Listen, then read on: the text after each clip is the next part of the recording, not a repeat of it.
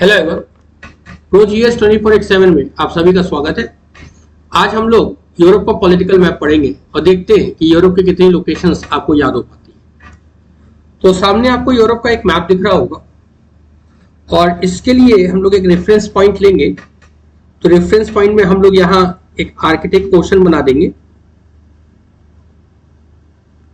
फिर इधर हम लोग एक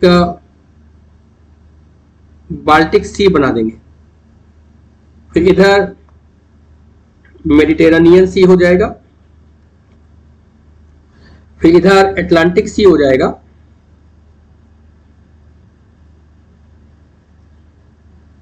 इधर नॉर्थ सी हो जाएगा। ये कुछ रेफरेंस पॉइंट है। तो ये सामने जो आपको सबसे नीचे दिख रहा है, ये जो सेक्शंस है, ये एक पेनिनसुला है। इस पेनिनसुला में एक देश आपको मिलेगा पोर्टुगल और दूसरा देश आपको मिलेगा स्पेन। अब स्पेन से एक रास्ता डायगोनल जाता है जिसमें ये फ्रांस है, फिर ये जर्मनी है, फिर ये पोलैंड है,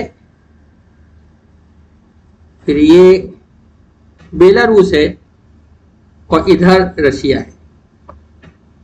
बाल्टिक सी के सामने आपको तीन देश मिलेंगे। ये बाल्टिक नेशन है, पहला, दूसरा और तीसरा। एक का नाम है एस्टोनिया, दूसरा का नाम है लाटविया और तीसरा का नाम है लिथुआनिया। ये मिला के बाल्टिक नेशंस बनते। फिर यहां पर नॉर्थ सी के ऊपर आप देखेंगे तो ये एक देश मिलेगा जिसका नाम डी से मैं रख रहा हूं। यहां पर, यहां डी का मतलब है डेनमार्क। फिर यहां ये नॉर्वे मिलेगा,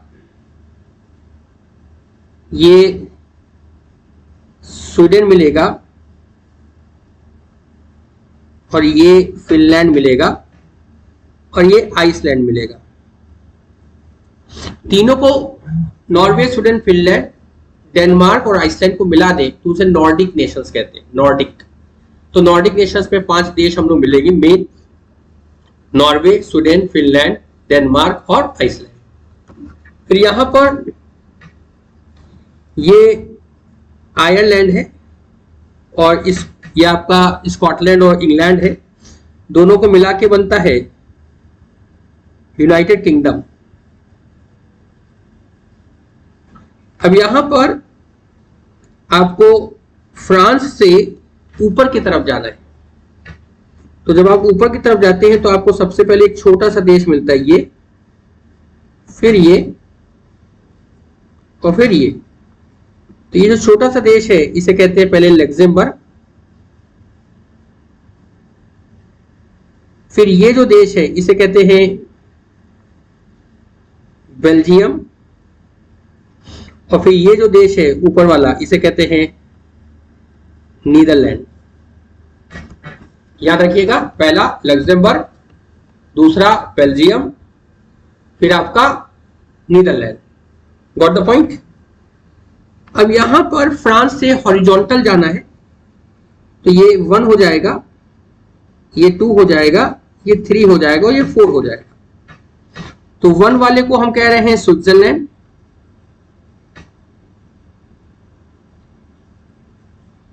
2 वाले को हम कह रहे हैं लिंचेस्टीन,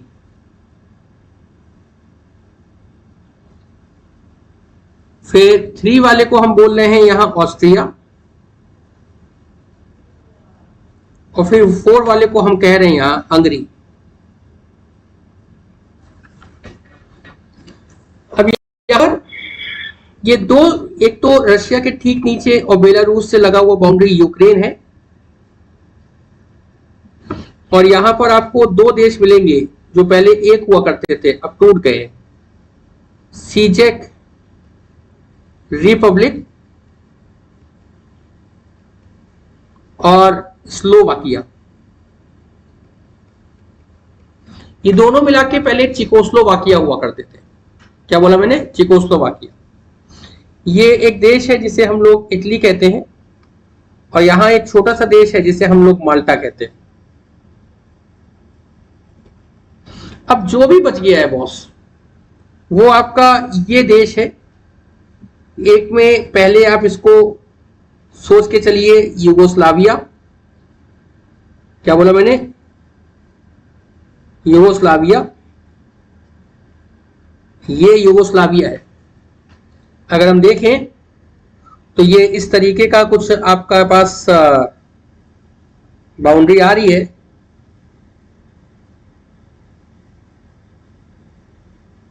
ये यूगोस्लाविया है। ये कई देशों में टूटा है। जैसे इसमें ये वाला जो हिस्सा है ये मैसिडोनिया है। फिर उसके बाद ये वाला जो हिस्सा है इसे स्लोवेनिया कहते हैं। फिर यहां पर एक हिस्सा आपको मिल जाएगा बोस्निया हर्जेगोविना, एक क्रोशिया मिल जाएगा, और एक आपको कोसोवो मिल जाएगा। तो यूगोस्लाविया कई देशों में टूटा है। मैंने यहां अलग से यूगोस्लाविया का एक मैप बनाया हुआ है। तो अगर आप देखें तो इसे हम लोग यूगोस्लाविया कह रहे हैं। मगर ये बहुत पहले की बात है जो यूगोस्लाविया हुआ करता था। अब यूगोस्लाविया कई देशों में टूटा है। तो ये सबसे पहले टूटा है स्लोवाकिया में, और इधर टूटा है मैसिडोनिया में।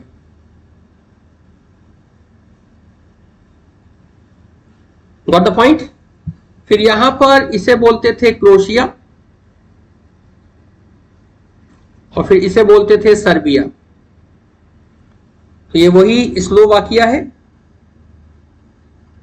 जो पहले टूट गया। फिर ये वही मैसिडोनिया है। फिर ये क्रोशिया ही रहा, मगर एक और देश बना जिसका नाम था बोस्निया हर्जेगोविना।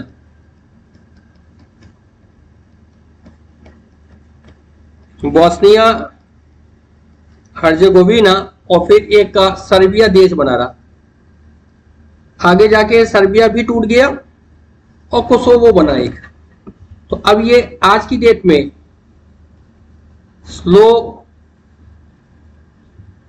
मैं स्लोवाकिया लिख दिया, ये स्लोवेनिया है ना। स्लोवाकिया भी पढ़ा चुका हूं मैं, इसको स्लोवेनिया कर लीजिएगा। तो ये स्लोवेनिया है। फिर ये मैसिडोनिया है। तो फाइनली ये कई देशों में टूट गया। फिर ये आपका एक सर्बिया है। तो ये सर्बिया हो जाएगा। ये आपका कोसोवो हो जाएगा। इधर मॉन्टेनीग्रो हो जाएगा।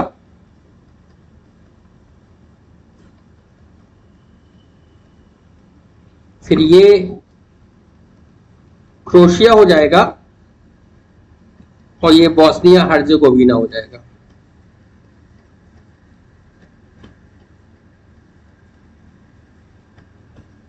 तो ये 1 2 3 4 5 6 और 7।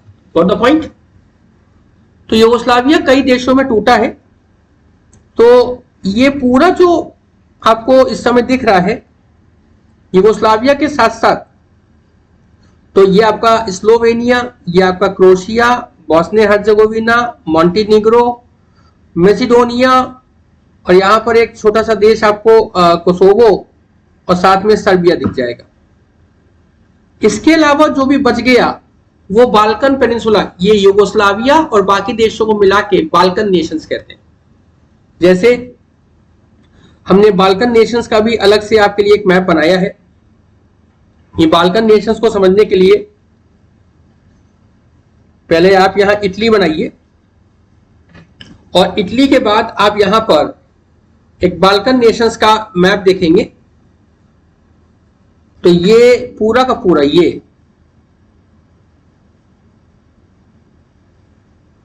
ये कंप्लीट पार्ट आपको बाल्कन नेशंस कहलाता है।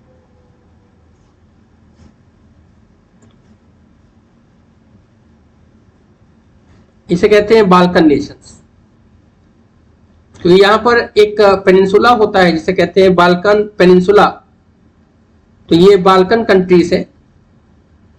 तो बाल्कन कंट्रीज में हमने आपको बताया था कि एक आपको जो है यूगोस्लाविया के देश मिलेंगे। तो यहां पर अगर हम देखें तो स्लोवेनिया, फिर अभी हमने देखा क्रोएशिया, फिर हमने देखा बॉस्निया एंड हर्जेगोविना,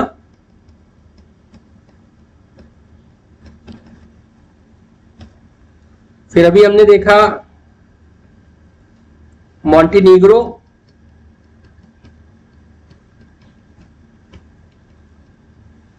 फिर इधर हमने देखा सर्बिया, फिर कोसोवो और मैसिडोनिया। तो एक हो जाएगा कोसोवो और एक हो जाएगा मैसिडोनिया। तो ये आपका मैसिडोनिया है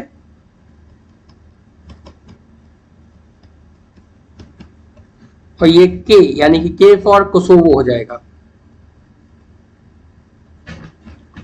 फिर अगर आप देखें तो ये अल्बेनिया है और ये ग्रीस है। तो एल का यहां मतलब है अल्बेनिया। क्या बोला मैंने? अल्बेनिया। उसके बाद आपको यहां पर एक देश मिलेगा, ये मोल्डोवा जो यूक्रेन से अलग हुआ। फिर एक आपको मिल जाएगा जो है बुल्गारिया और एक आपको मिल जाएगा रोमानिया। तो मैसिडोनिया के ठीक बगल में आपको मिल जाएगा बुल्गारिया और ये आपको मिल जाएगा रोमानिया। और एक यूरोपियन टर्की रहेगा। कौन सा Turkey? This is called as European Turkey, जो 10% पार्ट है। इस्तांबुल का रीजन आता है, टर्की का 10% पार्ट है। तो इसको मिला के बनता है आपका कंप्लीट बाल्कन नेशंस। तो इन सभी देशों को जोड़ दें तो ये आपका यूरोप पूरा हो गया। अब पॉलिटिकल मैप की सीरीज में सिर्फ ओशानिया बचा है। इसको कंप्लीट करने के बाद हमने आपको सारे देश पढ़ा दिए। अगर आप सही मानों में ये क्लास कर रहे होंगे तो आपको पॉलिटिकल कंट्रीज याद हो जाएगा। तो मिलते हैं नेक्स्ट क्लास में, तब तक के लिए थैंक्स टू ऑल, धन्यवाद।